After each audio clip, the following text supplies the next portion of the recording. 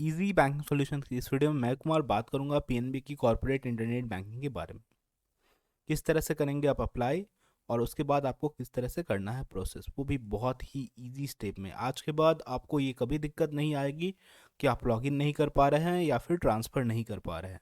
तो अगर आप एक नॉन इंडिविजुअल कस्टमर हैं, जैसे कि आपका है करंट अकाउंट पीएनबी में, या फिर है सीसी, या फिर है आपका दुकान के नाम से अकाउंट, तो आप जनरल जो रिटेल बैंकिंग होती है उसके हिसाब से नहीं कर सकते हैं पीएनबी में नेट बैंकिंग को यूज़। तो उसके लिए आपको क्या करना पड़ेगा, तो पीएनबी में एक कॉर्पोरेट इंटरनेट बैंकिंग करके एक चीज़ होता है।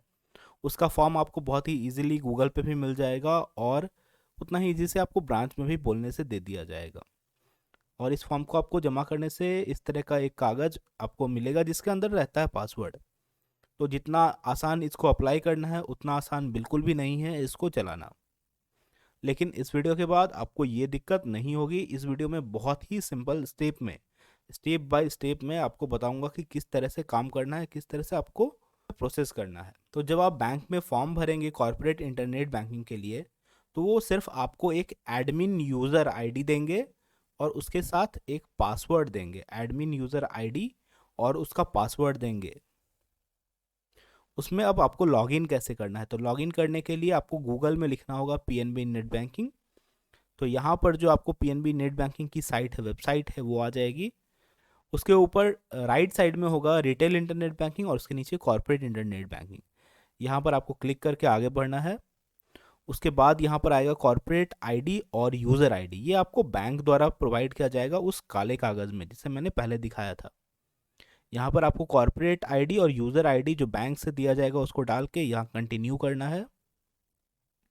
कंटिन्यू करने के बाद उसी कागज़ में आपको एक पासवर्ड रहेगा, उस पासवर्ड को डालना है और यहाँ पर जो कैप्चा दिया हुआ है उस कैप्चे को यहाँ पर डाल के लॉगिन करना है। इसके बाद आपके मोबाइल में एक वन टाइम पासवर्ड आएगी, ओटीपी को डाल के आपको कंटिन्यू कर देना है।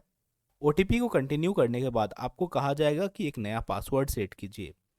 तो आप अपना पासवर्ड सेट कर लीजिएगा।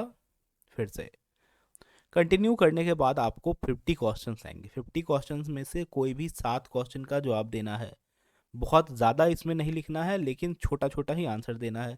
बहुत सिंपल आंसर दीजिएगा ताकि आपको बहुत ज़रूरी जब इसका पढ़े तो वो आपको यूज़ में आए। तो यहाँ पर आपको टिक करना है, पहले सबसे पहले यहाँ पर टिक करना है और फिर आंसर देना। आप सीधा आंसर दीजिएगा तो ये सेलेक्ट नहीं होगा। तो पहले यहाँ पर आपको टिक कर लेना है, फिर आंसर देना है। और ज़रूरी नहीं है कि 50 में 50 आंसर दीजिए, आप कोई भी 7 आंसर देना है। बहुत इजी सवाल का आंसर दीजिएगा ताकि आपको याद रहे। ये फ्यूचर में जब बड़े अमाउंट का ट्रांजैक्शन होता है तो आपसे पूछा जाएगा। तो यहाँ पर कोई भी 7 आंसर को टिक करके आंसर कर देना है इजीली। इस तरह से नहीं देना है, आपको जो सही लगे वही बहुत इजी इजी आंसर देके आपको यहाँ पर रजिस्टर कर लेना है। रजिस्टर करने के बाद यहाँ पर आपको एक फ्रेज सेलेक्ट करने के लिए आएगा और यहाँ पर काफ़ी सारा इमेज आएगा। इस सब में से जो भी आपको एक सुंदर सा इमेज लगे वो इमेज आप सेलेक्ट कर लीजिएगा और यहाँ पर एक फ्रेज सेलेक्ट कर लीजिएगा। तो अब आपका यहाँ पर लॉगिन का काम पूरा हो गया। अब नेक्स्ट वीडियो में हम लोग बात करेंगे कि किस तरह से जो आप यहाँ पर अपना रजिस्ट्रेशन पूरा कर लीजिएगा तो कॉर्पोरेट एडमिन से। कॉर्पोरेट एडमिन का मतलब क्या होता है? कॉर्पोरेट एडमिन का मतलब होता है कि आपका जो फाइनेंस या जो आपका कंपनी है उसका जो मालिक है वो, तो ये कॉर्पोरेट एडमिन उस मालिक की तरह काम करता है। ये खुद से काम नहीं करता, लेकिन ये कंट्रोल करता है। तो आपको काम करवाने के लिए अब क्या करना पड़ता है कि आप किसी को हायर करते हैं, किसी को रखते हैं। जनरली प्रोप्राइटरशिप में खुद ही करना पड़ता है, लेकिन पार्टनरशिप हो या किसी और तरह का हो तो हम लोग किसी और से काम करवाते हैं। तो इसी तरह यहाँ भी होता है कि एडमिन खुद से कोई काम नहीं करता, एडमिन बस कंट्रोल का काम करता है। आपको काम करने के लिए एक आईडी बनाना पड़ेगा। वो आईडी जो है वही ट्रांजेक्शन्स करेगा, लेकिन कंट्रोल उसको कौन करेगा? उसको कंट्रोल एडमिन करेगा। जो भी तरह का पासवर्ड चेंज करना है, सेट लिमिट करना है, वो सारा काम एडमिन से होगा। जबकि ट्रांजेक्शन्स का जो भी काम है वो एक आईडी क्रिएट होगा। बैंक ने जो आपको आईडी दिया है वो आईडी से नहीं होगा, वो उसके लिए आपको खुद से करना पड़ेगा। तो नेक्स्ट वीडियो में बात करूंगा किस तरह से वो आईडी क्रिएट कर सकते हैं।